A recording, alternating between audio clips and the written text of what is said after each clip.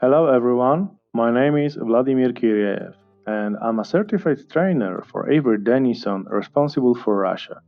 Today I want to show you how to correctly post heat using an IR thermometer. Let's have a look.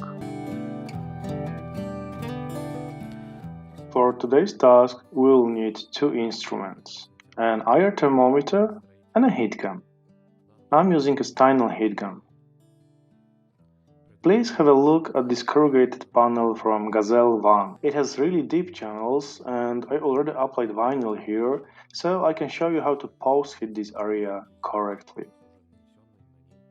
For these elements we used cast film MPI 1104 with dedicated cast laminate.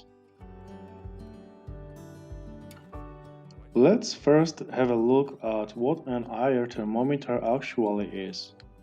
It's a device that allows temperature measurement from a distance. Here we see the measurement result on a display. On the other side there are two holes. One is a laser that only indicates the measured area, and the other one is an actual IR sensor. Due to the construction of the device, the construction laser points in the middle of the measured area. Remember this when you measure the temperature of a narrow or thin corrugation. It is also important to understand the distance from the measured object. I recommend approximately 20-25 centimeters. That's an optimal distance for post heating.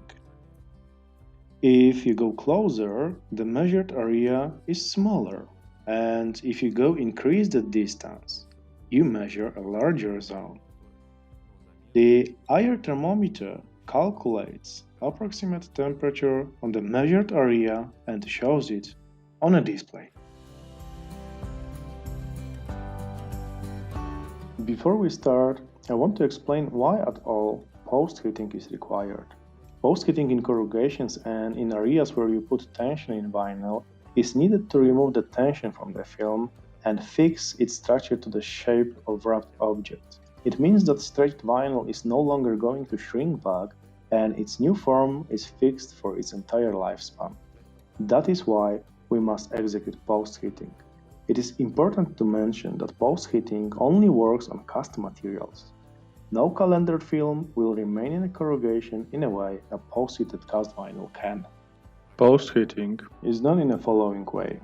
I heat up one part of the corrugation, then I take off the heat gun and measure the temperature at the distance I need.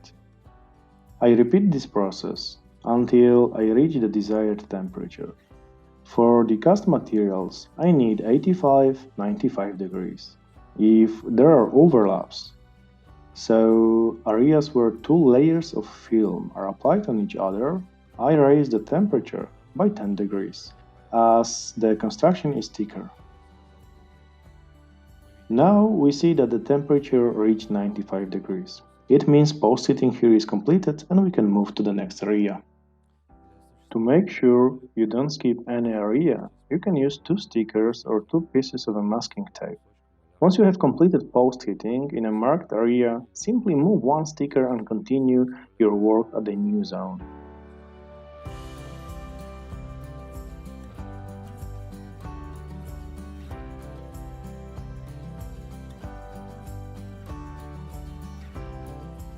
We explained that post heating is required for concave areas or areas that were applied with tension on the edges.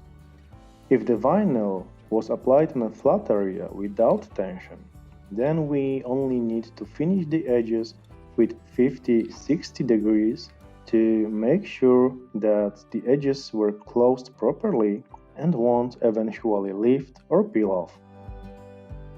You have now learned how to post heat properly. Let's have a look at potential mistakes that less experienced installers may have. One of the mistakes I most often see is when the temperature at the heat gun is set too low. For example, if you set it to 100-150 degrees. It is a big mistake because if you set the temperature to 150 degrees, it means that the heating unit inside the heat gun will heat up to this value, and it's not the temperature of the airstream. Consider distance from the object, flow of the air, and you have the outlet temperature of 30-40 degrees.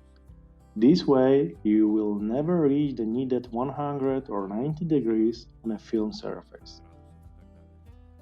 For this reason, you are better off setting the heat gun temperature on high, measuring the temperature, ensuring the right distance from the object and time of post-heating. Another serious and frequent mistake is when you cross the heat gun airstream with temperature measurements. Now you see that during post-heating the temperature quickly rises to 100 degrees. But when I remove the heat gun, it falls down by 30 degrees. For example, now you've seen 120, the heat gun is removed, and the temperature is in fact only 85 degrees. Your measurement is only correct when you remove the heat gun and then measure the temperature. Another mistake is insufficient post-heating. For example, you need post-heat to 85 degrees.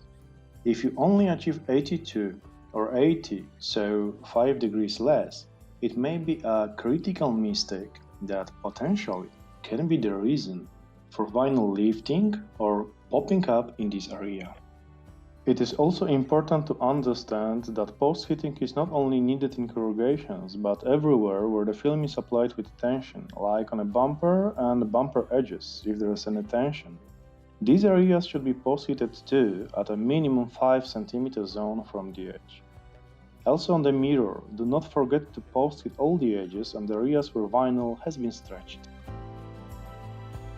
My friends, and so this learning video ends. I want to thank you all for your attention and invite you for application training at Academy 152 in Moscow at Street Likoborskaya Naberezhnya 6. See you in next videos. Goodbye to all.